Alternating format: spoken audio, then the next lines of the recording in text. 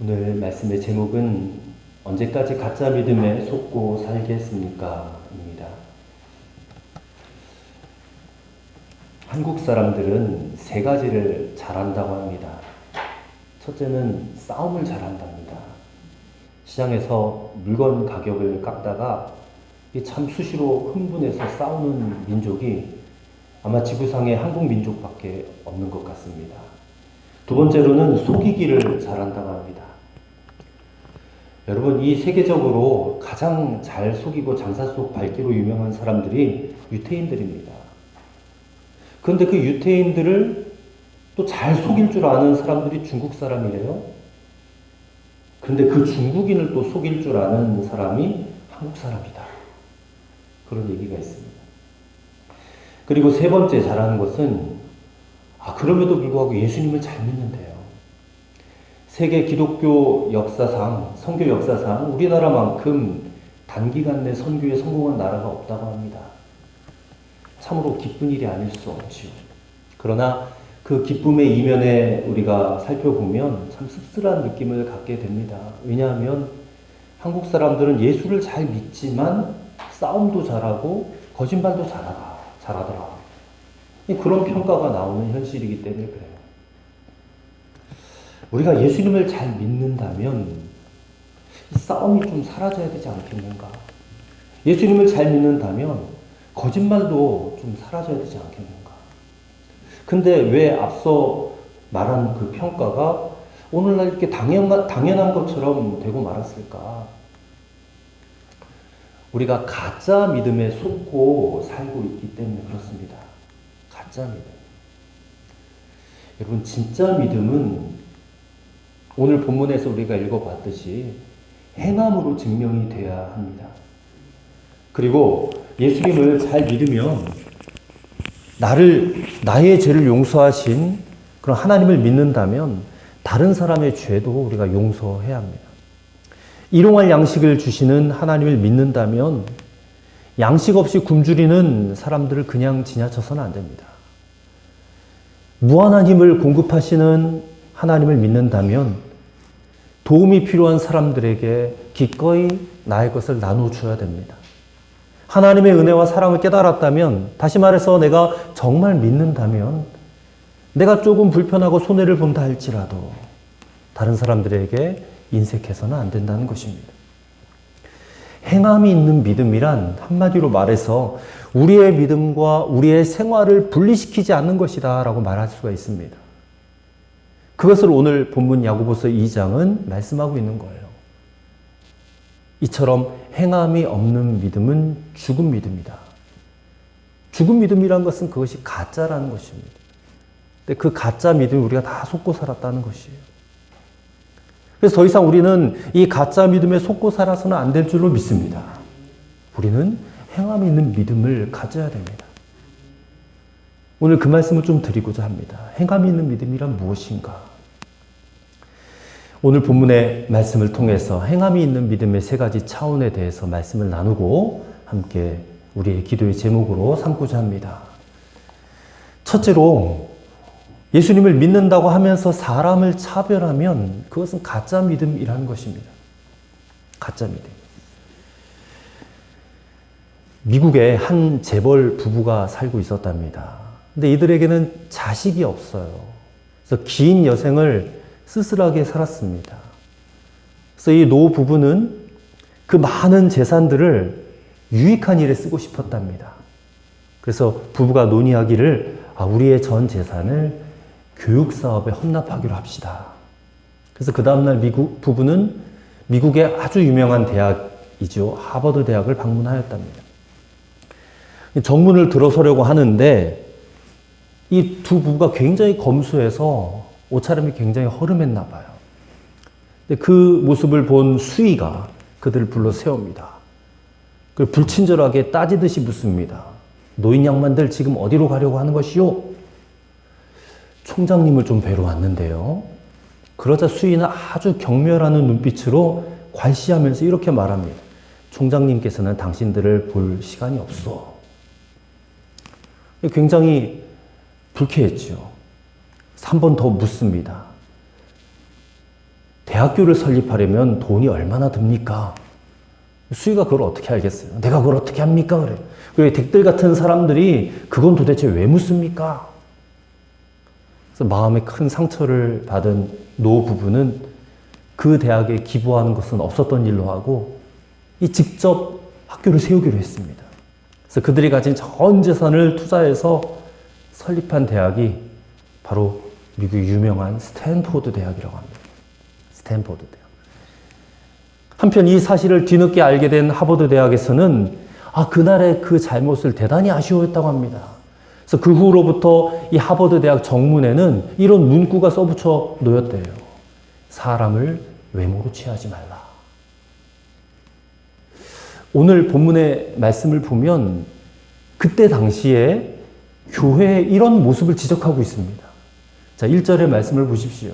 내 형제들아, 영광의 주, 곧 우리 주 예수 그리스도에 대한 믿음을 너희가 가졌으니 사람을 차별하여 대하지 말라. 여기서 내 형제들을 할 때 형제는 누구를 말하죠? 바로 예수님을 믿는 성도들을 말합니다. 세상 사람들에게 하는 말이 아니에요. 교회 공동체 안에 있는 성도들에게 말하는 겁니다. 뭐를 말해요? 사람을 차별하지 말라. 왜 사람을 차별하지 말아야 되는가? 영광의 주, 곧 우리 주 예수 그리스도의 믿음을 너희가 가졌기 때문이다 라는 거예요. 너희에게 믿음이 있지 않느냐? 그러니 사람을 차별하지 말라. 근데 당시 교회도, 초대교회도 사람을 차별했던 것 같아요. 무엇으로 차별했느냐? 돈과 명예에 따라서 사람을 차별했던 것 같습니다. 그 2절부터 4절까지 말씀을 한번 보십시오. 만일 너희 회당에 금가락지를 끼고 아름다운 옷을 입은 사람이 들어오고 또 남노한 옷을 입은 가난한 사람이 들어올 때 너희가 아름다운 옷을 입은 자를 눈여겨보고 말하되 여기 좋은 자리에 앉으소서 하고 또 가난한 자에게 말하기를 너는 거기 서 있든지 내 발등상 아래 앉으라. 이렇게 너희끼리 서로 차별하여 악한 생각으로 판단하는 자가 되는 것이 아니냐 하고 지금 야고보서는 책망하고 있는 겁니다. 여기 손에 금가락지를 끼고 할 때 이 금가락지를 원문에 보니까 금가락지가 단수가 아니에요. 복수입니다. 여러 개가. 그러니까 손가락마다 금가락지가 끼어 있었던 것 같아요. 그러니까 돈이 얼마나 많은 사람입니까? 보안이 지체도 높은 사람 같습니다. 그래서 회당에서 안내하는 사람이 이 사람을 좋은 자리에 앉도록 대접합니다. 특별 대우합니다. 근데 남노한 옷을 입은 사람이 들어오니까 그냥 푸대접하는 거야. 아무 데나 앉든지 내 발밑에 앉든지 그러는 거예요. 요한일서 4장 20절에 이런 말씀이 있습니다. 누구든지 하나님을 사랑하노라 하고 그 형제를 미워하면 이는 거짓말하는 자니 보는 바 그 형제를 사랑하는 자는 보지 못하는 바 하나님을 사랑할 수가 없느니라. 자, 이 말씀을 보면 하나님께서는 하나님과의 관계보다 이 인간관계를 굉장히 중요하게 보시는 것 같은 거예요. 여러분, 우리가 하나님만 사랑한다고 해서 신앙이 좋은 것이 아닙니다. 하나님을 사랑하면서 내 이웃을 무시하거나 멸시하는 행위들은 바로 하나님을 무시하고 멸시하는 것과 똑같이 여기시겠다. 그런 말씀이에요. 근데 이상하게도 교회 안에 그런 경향이 있지 않습니까? 나보다 좀 못한 사람 같아요. 못 배운 사람 것 같고 나보다 좀 못 사는 사람 같고 그러면 괜히 그냥 무시하는 마음이 들어와요. 눈을 좀 아래로 깔고 보는 경향이 있습니다. 뭐 다 그런 건 아니겠지만 그런 태도와 경향이 일반 있다는 것입니다. 그런 모습을 보실 때 하나님이 어떻게 생각하실까 싶습니다. 우리는 가난한 자, 없는 자들을 차별하지 말아야 되는 결정적인 이유가 있습니다. 하나님께서 그들을 선대하시기 때문에 그렇습니다. 5절부터 8절을 보십시오. 내 사랑하는 형제들아 들을지어다. 하나님이 세상에서 가난한 자를 택하사 믿음에 부요하게 하시고 또 자기를 사랑하는 자들에게 약속하신 나라를 상속으로 받게 하지 아니하셨느냐. 너희는 도리어 가난한 자를 업신 여겼도다. 부자는 너희를 억압하며 법정으로 끌고 가지 아니하느냐. 그들은 너에게 대하여 일컫는 바 그 아름다운 이름을 비방하지 아니하느냐. 너희가 만일 성경에 기록된 대로 내 이웃 사랑하기를 내 몸과 같이 하라 하신 최고의 법을 지키면 잘하는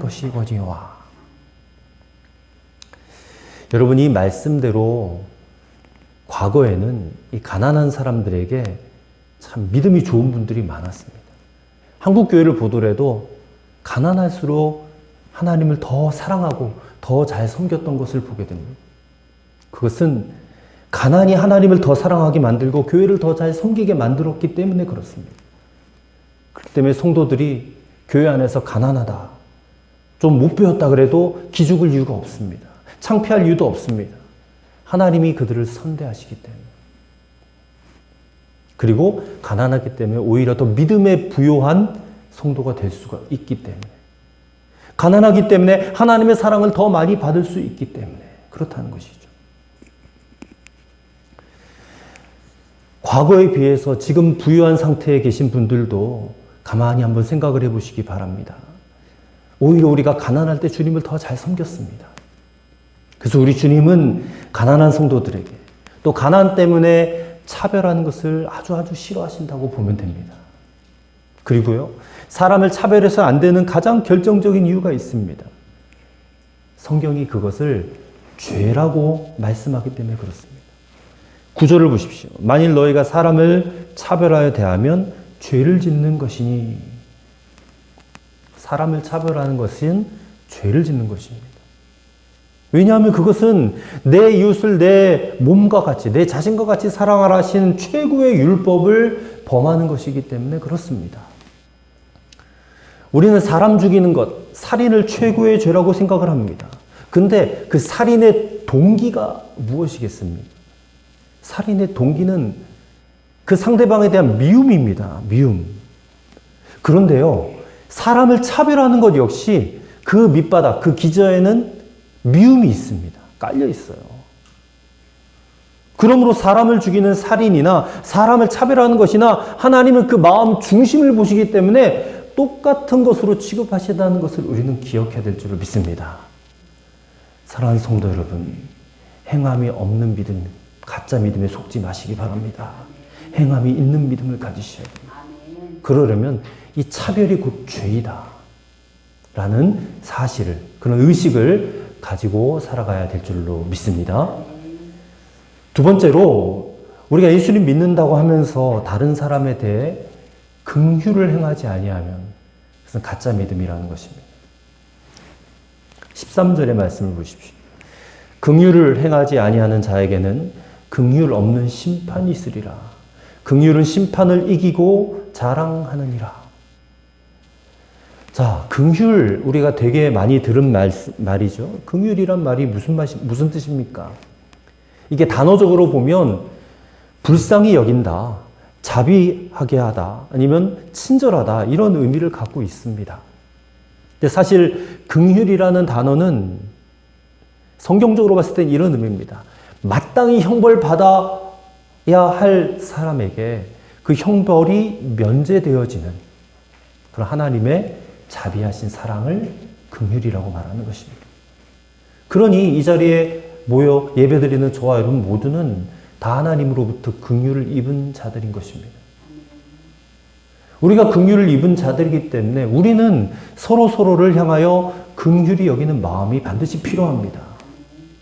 하나님의 마음, 긍휼한 성품을 가지고 우리 주변에 있는 가난한 사람들, 어려운 사람들, 약한 사람들을 돌보고 대해줘야 돼요. 예수님도 마태복음 5장 7절에서 이렇게 말씀하셨습니다. 긍휼히 여기는 자는 복이 있나니 그들이 긍휼히 여김을 받을 것이요. 미국 뉴욕에 가면 케네디 공항 말고 또 다른 공항이 있다고 합니다. 그 공항의 이름이 라구아디아 공항이라고 합니다. 근데 라구아디아라는 이름은 뉴욕 시민들이 굉장히 사랑했던 아주 유명했던 시장님의 이름이에요. 이 라구아디아라는 사람이 시장이 되기 전에 본래는 아주 유명한 판사였대요.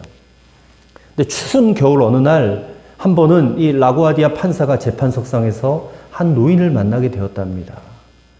그 노인은 추운 겨울임에도 불구하고 가족들 없이 외롭게 사는 분이었대요. 돈도 없고 또 너무나 배고픈 나머지 이 노인이 다른 사람의 지갑에서 20불을 훔치다가 체포가 되었어요. 그래서 법정에서 재판을 받게 된 겁니다. 근데 이 라구아디아 판사가 판결을 내리기 전에 마지막으로 노인에게 이렇게 물었습니다. 하실 말씀이 있습니까? 그러니 노인이 그 판사를 바라보고 이렇게 말합니다. 판사님, 저에게 한 번만 긍휼을 베풀어 주십시오. 잠시 동안 그 노인장을 굽어보던 판사가 이렇게 대답을 합니다. 그렇습니다. 노인에게는 정말 긍휼이 필요하군요. 그러나 노인이 잘못한 그 20불에 대해서는 책임을 지셔야 됩니다. 마침 저에게 10불이 있군요. 제가 이 10불을 노인장을 대신해서 변상하겠습니다. 노인장을 춥고 배고프도록 내버려 둔 데에는 저의 책임도 상당히 크기 때문에 그렇다면 10불이 더 필요한데 여기 계신 이 법정에 계신 방청하시는 여러분들, 우리 사회와 여러분도 이 노인이 춥고 배고파 방황하도록 또 도둑질하도록 내버려 둔 데 공동 책임이 있습니다. 이 노인을 위해 자유롭고 자발적으로 기부를 좀 하시기를 바랍니다. 그래서 거기 모였던 방청객들이 이 재판관의 명판결을 보고 감동받아서 자발적으로 헌금을 했어요. 그래서 그 노인을 구했습니다. 그래서 뉴욕 시민들이 이 라구아디아 판사를 긍휼이 많은 판사다라고 인정하였고 후일에 그렇게 존경받는 사람이 되고 공항의 이름을 그의 이름을 따가지고 지었다는 것이죠. 여러분, 이웃을 긍휼히 여기는 자는 오늘 말씀처럼 하나님의 심판대에서 긍휼 있는 심판을 받게 될 것입니다. 긍휼 있는 심판. 긍휼 있는 심판이 무엇입니까? 자신의 죄와 잘못은 하나도 기억되지 않고 잘한 것들만 인정받아서 칭찬과 상급을 받게 될 것이다라는 거예요. 근데 반대로 이웃을 긍휼히 여기지 않는 자는 하나님의 심판대에서 긍휼이 없는 심판을 받게 될 것이다 라고 말씀하는 겁니다. 자기가 잘한 건 하나도 인정받지 못하는 거예요. 잘못한 것들만 드러나 엄벌에 처하게 될 것입니다. 얼마나 두려운 말씀입니까? 그러니 오늘 우리의 주변을 잘 돌아봐야 돼요. 내 주변에 하나님께서 긍휼을 베풀라고 붙여주신 사람들 있습니다. 그것을 여러분 볼 수 있게 되기를 바랍니다. 우리에게 행함이 있는 믿음, 진짜 믿음이 있다면 우리 눈에 들어오는 그 분들에게 마땅히 긍휼을 베풀고 살아가는 것이 진짜 믿음, 참된 믿음을 가진 성도의 삶일 줄로 믿습니다. 그럼 하나님께서 그 모습 보시고 우리를 어떻게 대하시겠어요? 긍휼 있는 심판하실 줄로 믿습니다. 상급받고 칭찬받고 면류관 받는 그런 모습으로 우리를 인도해 주실 줄로 믿습니다. 세 번째, 행함이 있는 믿음이 산 믿음이래요. 그리고 그 산 믿음이 능히 자신을 구원한다라는 것입니다. 14절의 말씀을 보십시다. 내 형제들아, 만일 사람이 믿음이 있노라 하고 행함이 없으면 무슨 유익이 있으리요? 그 믿음이 능히 자기를 구원하겠느냐? 여기서 행함이 있노라 하고 믿음이 있노라 하고 행함이 없으면 이라는 표현이 있어요. 근데 그 믿음이 능히 자기를 구원하겠느냐? 그냥 믿음이라고 하지 않고 그 믿음이라고 했어요. 그 믿음이. 여기서 말하는 그 믿음은 구원에 이르는 온전한 믿음이 아니라 불완전한 믿음입니다. 그럼 그 믿음이 능히 자기를 구원하겠느냐? 라는 말은 곧 행함이 없는 믿음, 가짜 믿음이 능히 자기를 천국에 이르게 하겠느냐 생각해 보라는 것이에요. 로마서의 사도 바울은 마음의 믿음을 강조하죠. 마음으로 믿어 의에 이르고 입으로 시인하여 구원에 이른다. 근데 야고보서에서의 야고보는 행함의 믿음을 강조합니다. 그래서 로마서의 믿음과 야고보서의 믿음은 얼핏 보면 상충하는 것처럼 모순이 되는 것처럼 보여요. 근데 그게 아닙니다. 사실은 이게 믿음의 양면성을 보여주는 것이죠. 동전의 양면과 같이. 온전한 믿음을 보여주는 것입니다. 사람이 마음에 믿으면 구원을 받아요. 사도 바울의 말씀 맞습니다. 마음에 믿으면 구원을 받는데 마음에 믿으면 당연히 행함으로 믿음이 나타나게 되어 있습니다. 이게 야고보서의 믿음이거든요. 예를 들어 봅시다. 우리가 밭에 씨를 심었습니다. 농부는 가을에 얻을 풍성한 수확을 기대하면서 창고를 정리하면서 즐거워해요. 근데 가을이 되었는데 내가 봄에 분명히 씨를 뿌렸는데 가을에 수확을 얻지 못했어요. 그럼 얼마나 그 마음이 분하고 억울하겠습니까? 밭에 뿌린 씨앗이 믿음이에요. 그럼 당연히 가을에 얻는 수확이 있죠. 그 얻는 수확은 행함의 믿음이에요. 마음의 믿음을 뿌리면 행함의 믿음으로 거두게 된다. 여러분 예배 시간 참석하셔서 하나님 말씀을 듣습니다. 설교 말씀을 듣습니다. 그럼 하나님께서 여러분의 마음에 밭에 믿음의 씨를 뿌리시는 거예요. 믿음의 씨를 지금 계속 뿌리고 계세요. 그 씨가 내 마음에 파종되어서 그게 자라나서 여러분들의 생활에서 나타나는 열매가 맺어지는 것은 지극히 당연한 일 아니겠느냐. 행함의 믿음은 열매로 드러납니다. 근데 분명히 씨를 심었는데 수확을 얻을 수가 없어요. 열매를 거둘 수가 없어요. 그러면 그 씨는 뭐예요 도대체? 이 씨는 죽은 겁니다. 죽은 씨앗이에요. 마찬가지로 내가 마음으로 입술로는 아멘 했는데 분명히 내 삶에 열매를 거두지 못한다면 그 마음의 믿음은 죽은 것이다. 그리고 그 믿음, 오늘 본문에 나왔듯이 그 믿음으로는 구원에 이르지 못한다. 분명히 이렇게 말씀하고 계시다는 거예요. 하나님 앞에 항변할 수가 없습니다. 말씀이 그렇게 기록했기 때문에. 분명히 나 예수 믿는다고 고백했잖아요. 세례도 받았잖아요. 헌신 봉사도 많이 했잖아요. 근데 항변할 수가 없는 거예요. 열매가 없는데. 야고보 사도는 아주 충격적인 말을 계속해서 이어나가고 있습니다. 19절의 말씀 보시면 내가 하나님은 한 분이신 줄을 믿느냐? 잘하는도다. 귀신도 믿고 떠드니라 그랬습니다. 이게 무슨 말이에요? 귀신도 적어도 무신론자들보다 더 믿음이 있다 그 말이에요. 하지만 귀신의 믿음이 행함으로 나타날 때 어떻게 되느냐? 하나님 믿고 떤다 그랬어요. 떠느니라 그랬어요. 덜덜덜덜 떤대요. 여러분 우리는 죽은 믿음을 붙잡고 살아서는 안 됩니다. 우리는 산 믿음을 붙잡고 살아가야 돼요. 이 산 믿음이 행함이 있는 믿음입니다. 열매가 맺어지는 믿음입니다. 그 믿음이 우리를 구원해내는 것입니다. 감리교 창시자이신 존 웨슬리 목사님 당시 사역하시던 영국 사회에 런던에 6집마다 술집이 한 군데씩 있대요. 그래서 얼마나 그 술집에서 폭행과 뭐 그런 안 좋은 일들이 많이 일어났는지 당시 런던의 분위기가 굉장히 험악했대요.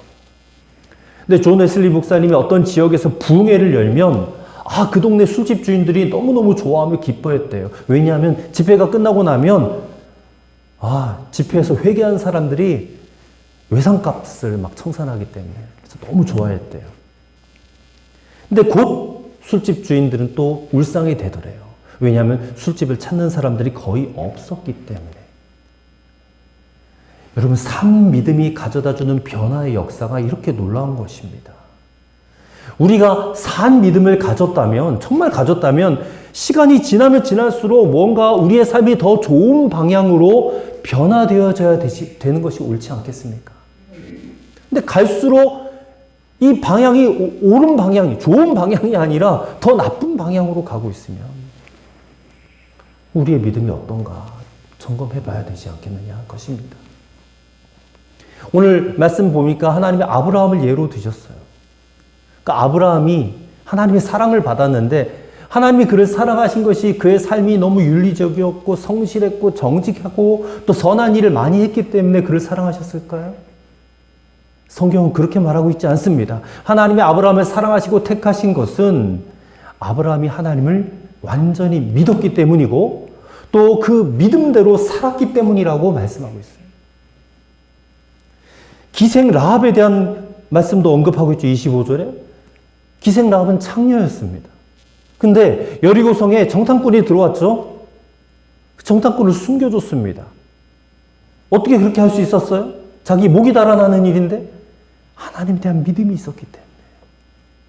그 믿음을 분명히 가지고 그 믿음에 의해서 정탐꾼을 숨겨주었기 때문에 나중에 이스라엘이 여리고성을 쳐들어왔을 때 오직 라합의 가족들만 구원을 받았잖아요. 오늘 우리가 어떻게 하면 산 믿음을 붙잡고 살 수 있을까? 15절과 16절을 한번 보십시오. 15절과 16절. 만일 형제나 자매가 헐벗고 일용할 양식이 없는데 너희 중에 누구든지 그에게 이르되 평안히 가라, 덥게 하라, 배부르게 하라 하며 그 몸에 쓸 것을 주지 아니하면 무슨 유익이 있으리요? 이와 같이 행함이 없는 믿음은 그 자체가 죽은 것이라.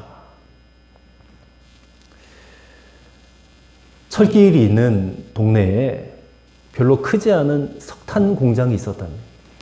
근데 그 공장 울타리 뒤로 하루에도 몇 번씩 화물 열차가 지나가곤 했는데 그 열차가 지나갈 때마다 공장 주인, 석탄 공장 주인이 석탄을 삽으로 퍼서 울타리 넘어 철길로 던지는 거예요. 그래서 이것을 궁금해 여긴 직원이 하루는 그 주인에게 물었습니다. 아니, 왜 그렇게 석탄을 자꾸만 담 너머로 던지십니까? 그랬더니 주인이 조용히 대답합니다. 저 철길 너머에 가난한 할머니가 한 분 사시는데 집에 불을 뗄 석탄조차 살 돈이 없대요. 예전에 기차가 지나간 뒤에 기차에서 떨어진 석탄을 주워다가 불을 떼고 살았는데 이제는 기차가 석탄 대신 기름을 떼는데도 이 할머니가 눈이 어두워져 가지고 그것도 모르고 계속 석탄을 주우러 와요. 그래서 내가 그 할머니 실망시키지 않으려고 석탄을 조금씩 던져놓는 것입니다. 여러분, 우리의 형제와 자매들이 옷이 없어서 추한 꼴을 보이고 있고 배가 몹시 고파서 굶주리고 있어요. 먹을 물이 없어서 그렇게 더러워진 물을 먹고 살아요. 그럼 우리는 그 모습을 보면서 어떻게 하는 것이 마땅한 일입니까? 예수님 하신 말씀대로, 가르쳐 주신 대로 하면 돼요. 옷 2벌 있는 자는 1벌을 나눠주면 되고, 혹시 누가 겉옷을 달라고 하면 속옷도 내어주고, 양식을 구하는 일을 집에 들여서 배부르게 먹이면 돼요.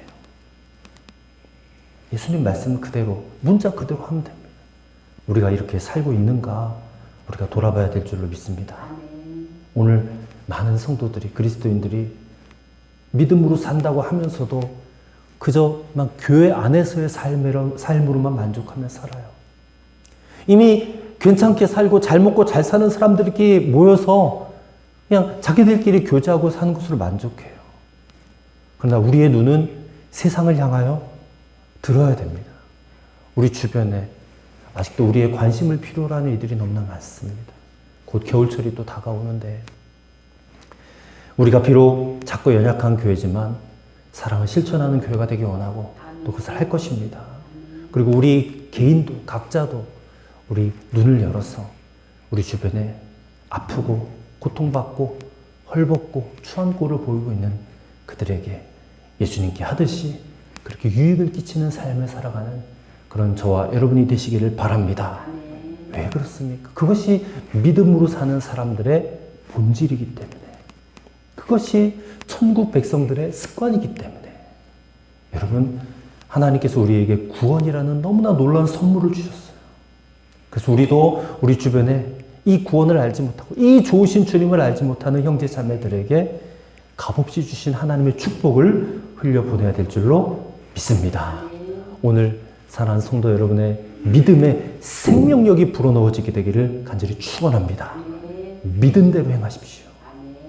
우리 안에 살아계신 주님이 거하고 계시잖아요.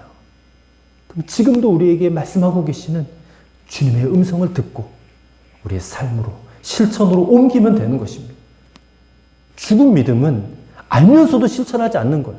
근데 산 믿음은, 행함이 있는 믿음은 오늘도 내 속에서 끊임없이 말씀하시는 주의 음성을 듣고 실천하며 열매를 맺는 믿음인 것입니다. 이런 믿음이 우리를 구원하는 거예요. 이런 믿음으로 끝까지 우리는 살아가야 될 줄로 믿습니다. 이런 믿음으로 행하시는 저와 여러분 되시기를, 우리 빛의 숲교회가 되기를 주의 이름으로 간절히 축원합니다. 아멘. 하나님 감사합니다. 믿노라고 하지만 여전히 행함에 있어서는 부족함을 느낄 수밖에 없는 저희들을 긍휼히 여겨 주시옵소서. 말씀을 듣고 행하지 아니하면 죽은 믿음이고 그 믿음이 능히 너희를 구원하겠느냐 말씀하시는 주님의 음성을 듣습니다. 주님, 우리 스스로가 마음을 치며 경책하게 하시고 우리의 마땅한 믿음이 행함으로 결실을 맺을 수 있도록 주님 도와주시옵소서. 사람을 차별하지 않게 하시고 긍휼의 마음을 품고 선을 행하며 산 믿음 붙잡고 살아가는, 그래서 하나님 내게 주신 축복을 흘려보내는 아름다운 통로가 되게 하여 주시옵소서. 감사드리며 예수님의 이름으로 기도하옵나이다. 아멘.